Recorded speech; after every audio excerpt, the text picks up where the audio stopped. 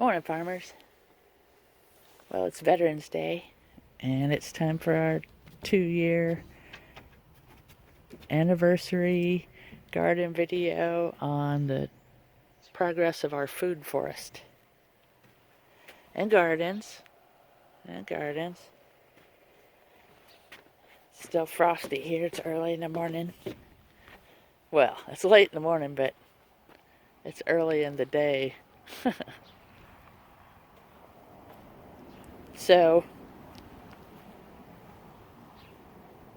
I want to show you some of the first and second year stuff that we've put in.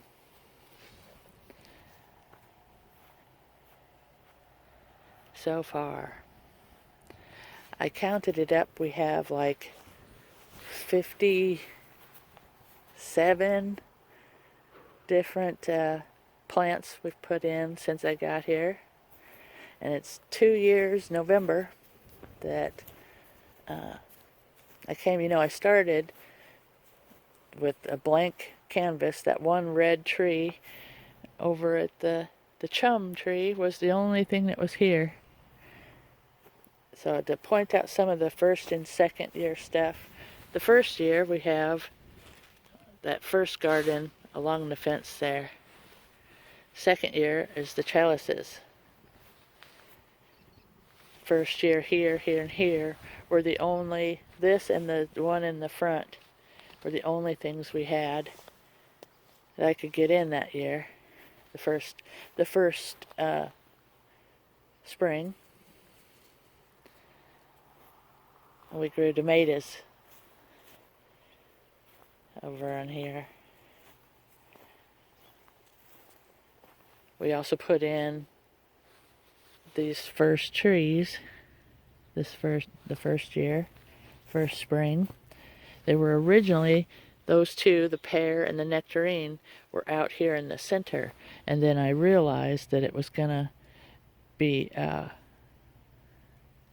problem for sunlight and stuff. And I was like, so I rethought it and I moved them over there. Now, for also the first year, I got in late, but I got it in, was this very first patch over here on the garden. That was the first year. We grew corn, okra, and some kind of beans that were in the center that never grew. This I am just doing right now. I still got this to go. I did this over the last couple of weeks. This here, this second garden where the squash is now, was this summer. This is a first year garden, so it was finished last fall. And this patch here was also last fall, and where the collard greens are now is this summer, year 2. So this is our mix of how much progress I've made in getting this garden put in with my physical limitations and my cancer stuff. The chemo brain is getting better, I think, but it's still, I lose a lot of words. I don't know if I should worry about that or not. Okay, anyway, so this is our winter vegetable this year. We still have the Brussels sprouts, but I'm letting them die because I'm going to get rid of that front garden in the front there. So I planted garlic here, the hardneck garlic. I opened it up wider here. You can kind of see the square. And I planted 3 bulbs, broke up into cloves. So there's like 30 garlic there. That'll come up, we'll harvest that next July.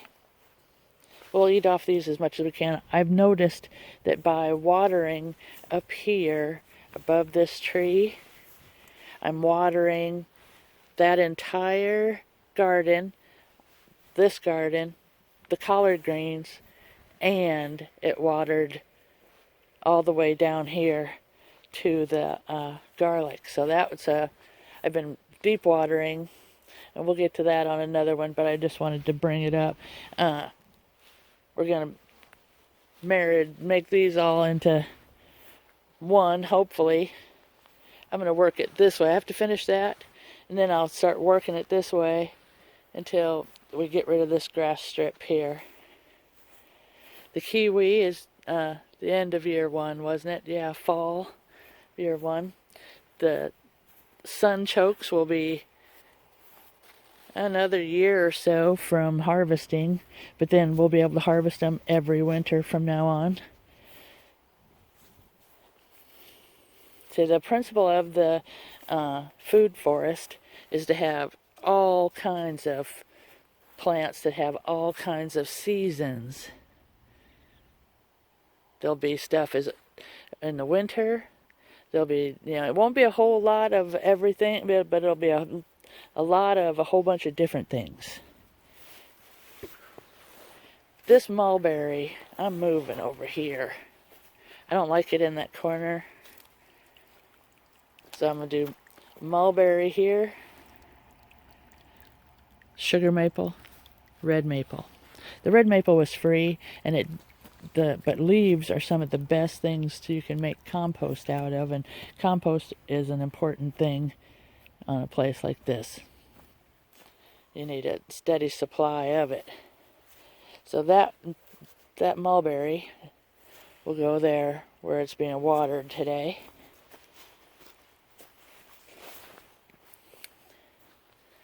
Now, as far as when I moved the trees into a line, the nectarine and the pear into this line, I followed it along. And we are making little islands. I'm trying to figure out where I want to put my paths. In the back, or in that part of the back, it's pretty self-explanatory where the paths are going to be, because it's an open space. And this is going to be trellised here. So, it won't really be open space, but after, we'll talk about that later. But the little islands here, see, I'm going to follow the path this way. See, these 3 trees in a row here make a wall. And then we've got our 4th apple tree there, with the little persimmon here. This is going to be an island. The water feature is going here.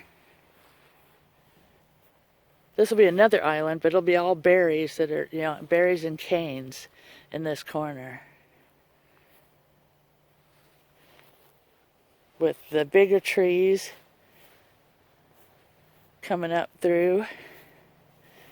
And it'll make a big difference on how our harvesting goes if we have individual paths to the... I'm going to put the witch hazel in the center here, up between these 2 trees, between these 2 apples. They have yellow flowers, and they're like the queen of the winter garden, because they have flowers all winter too. So, everything here will have berries or fruit of some kind. So here we are, still on our path. We're going to come down here. I've been thinking real hard on... I have 4 nut trees coming. 2 pecans and 2 hickories. And I'm going to put them staggered 1, 2, 3, 4. I think this is too close. It's probably going to have to be over here. But, yeah, there's going to be 4... This is going to be a nut grove.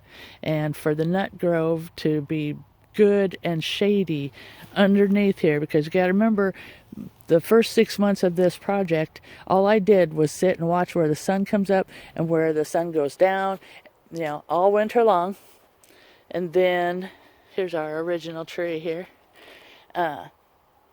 Watch where the shadows and the sun goes, and that's really important an important thing you need to know about your property is where the sun comes up, where it goes down, where the shadows hit.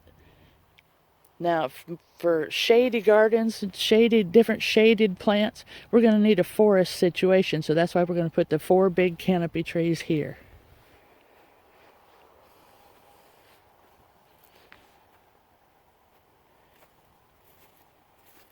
In the front up there, We've got the different kinds of greens that come up in the spring. The sorrel. I planted bloody dock. And remember, I ate the sorrel all spring. So, I mean, every little thing is going to come up in its own time. And everything will be food all year round. Or it'll bring food all year round. So, the whole plan of this is I want to make this place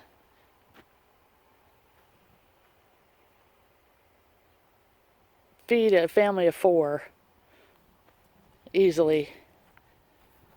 Because, when these berries finally get going, they've been establishing for 2 years now. This is the 2nd year on most of them. This one had to be replaced because it died. There was a replacement, so I moved it up here for it to be better. 100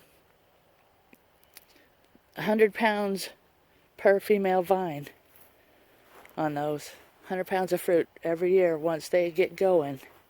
So while it's young now, it's not going to do much, but, when it gets going, it's going to produce a lot of food, and that's how, somebody's going to be able to live pretty much for free back here off of this work that I'm putting in now. I don't know if it'll be me, because it's getting harder and harder for me to support myself, so I might end up selling this place at my 5-year, this was a 5-year project to see how much food we could grow, but if it becomes a selling point for me too, I'm going to have hundreds of food plants in here by the time I'm done. And then I'll be able to go live someplace where I can afford to live, and either that or start bringing some money in. I got to start doing one or the other, because it's just, it's unfortunate, but that's sometimes the way it is. And I'm not going to lose all my work for nothing. So, but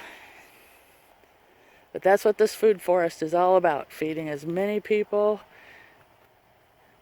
so that you never have to go to the store again. Or at least at a very minimum rate. But it takes a lot of perseverance and a little bit of planning, a lot of luck. And then you'll start seeing your islands and paths start coming in front of you. And before you know it, this is going to be its own microclimate. Because those bushes there, they set nitrogen in the soil. So everything around them is going to grow really big. So everything is going to be interdependent on each other, I guess is what I want to say. But, alright, I'm at 13 minutes. I'm going to have to make this into 2 videos, and then I'll catch you up on the rest of it later. See you later, farmers.